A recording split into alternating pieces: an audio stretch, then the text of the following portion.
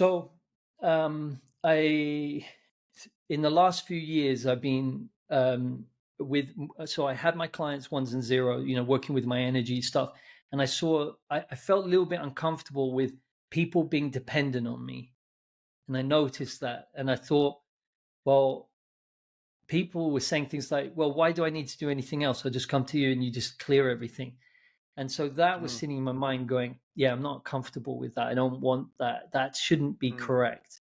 Like, yes, people mm, can come to me, but there's some there's something there that bothered me. And at the same time, I was also seeing like addicts that were coming to see me or people with certain pain. It was coming back always after a certain amount of time. So I was looking for why that was. And the way I do that is I just think about it constantly and look for possible ideas to why that is. And so what I came to do was when I was working with clients, I started to pattern their work. You can see behind I've got a circle. That's the centralized mind. What I mean by that is when people come to me, and let's say they say I've got a relationship problem. No, let's go with work or weight or whatever. And they say to me, mm, yeah, I'm trying to gain more clients, or um, uh, I'm trying to gain more money or freedom, or I'm listening to the words that they're using, and they're saying things. Yeah, I'm trying to get this. I'm trying to get that. But then I keep losing, or I feel like I'm lost. Um, and so what I started to do was draw. Well, first of all, write all the words on a board, and I'm looking for a pattern. And then I look and do a circle, and then I go, well, they're talking about, is it gain? Gain seems to be what they're after. And then they don't want loss. So I would write gain and loss. And then when I was talking to them, they would say either I absolutely hate loss and I spend all my time working to gain. So like a compulsion to gain. So I went, mm, but then they always say that they lose. So that's like a hamster wheel. And so I started to draw it out with mm. my clients. Say, sorry, I don't know why I'm drawing a hamster. The hamster looked like a poo. So I went, I can't like it doesn't. It's like a poo A furry with a one.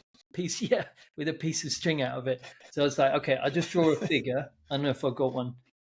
I didn't draw a figure on there, but I started to pattern this hamster wheel, and each client, every time I drew it out for them, they were like, "Holy shit, that's me!"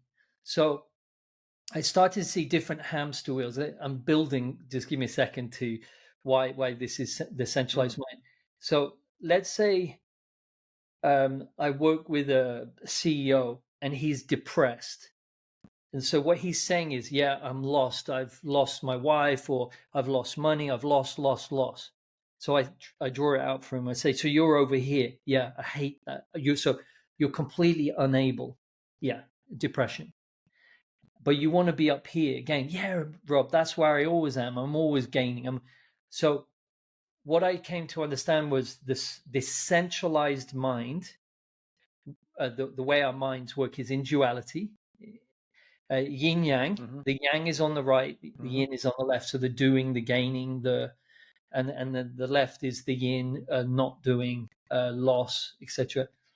And what I noticed was they spend all their energy going up towards the right, trying to gain, but at some point, because of the nature of the hamster wheel, they either slide back like a hamster or they flip over.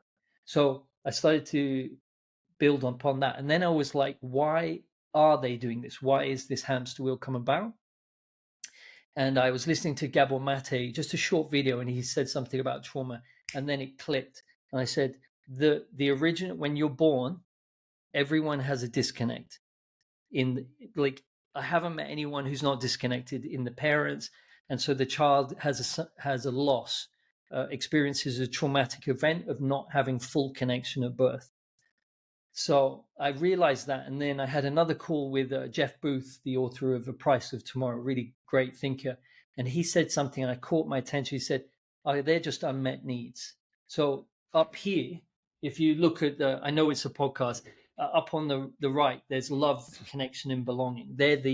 They're why we create these hamster wheels in early childhood, is to try and um, be valuable, try and achieve, try and gain status, try and Mm. support and care and do all of these things in order to try and meet the needs that were unmet in childhood, which was there was lack of connection.